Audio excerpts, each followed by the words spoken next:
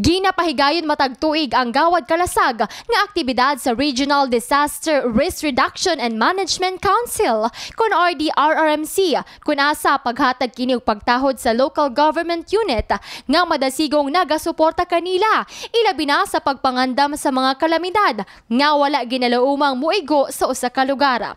Kauban sa award nakadawat usab og incentives ang matag ahensya.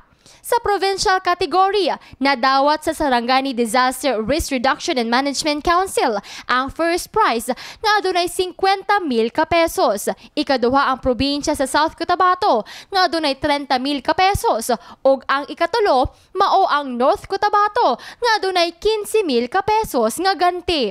Sa kategoryang City Disaster Risk Reduction and Management Council, isip Best Prepared City Highly Urbanized ang nadawat sa dakbayan sa General Santos kauban sa cash prize nga 50,000 ka pesos.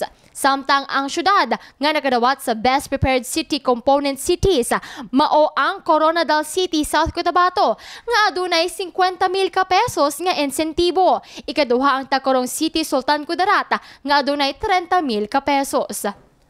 Samtang ang Best Prepared Barangay Urban, Barangay Edwards gikan sa Tiboli, South Cotabato. Best Prepared Barangay sa Rural ang nakuha sa Barangay Cebuano nga gikan sa Tupi, South Cotabato. Samtang ang Best Prepared Government Emergency Response Management Basic SAR ang nakuha sa Tacurong City Tracer kauban ang dugang 50,000 ka pesos. Ikaduha ang nakuha sa Gensan 727 nga nakadawat usab og 30,000 ka pesos.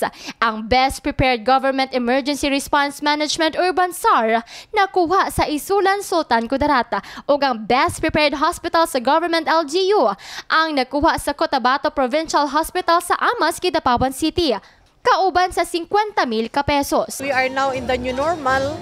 New normal ibig sabihin kung may bagyo na pumapasok, matindi na yung epekto nito. Parang extreme na siya. Andyan din yung El Niño, epekto ng El Niño, sobrang init. Sa kabilang parte naman ng Pilipinas ay binabagyo. Sulod sa 2 consecutive years, nakuha kini sa Sarangani. O kung sunod tuig, sila pa ang makakuha. Mabutang na sila sa Hall of Fame nga labing gipasalamatan nila sa tabang na usab sa ilang tigdumala sa probinsya. Challenge sa aming mga awardee na i-sustain yung pagiging awardee. So hopefully, we are trying na maging awardee next year para maging Hall of Famer na ang Sarangani. Consistent sila. In fact, we consider that another milestone nung nagkaroon sila ng, nung maglunsad sila ng SAR 117. So pwedeng mag-tie up ang national government.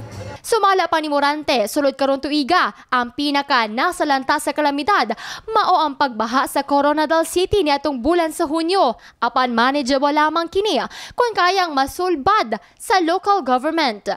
Gipa-upgrade usab nila ang mga pasilidad ug ekipo sa matag buhatan aron makapangandam sa mga wala ginalaumang kalamidad nga moigo sa maong lugar. Jess Saladuna, Brigada News.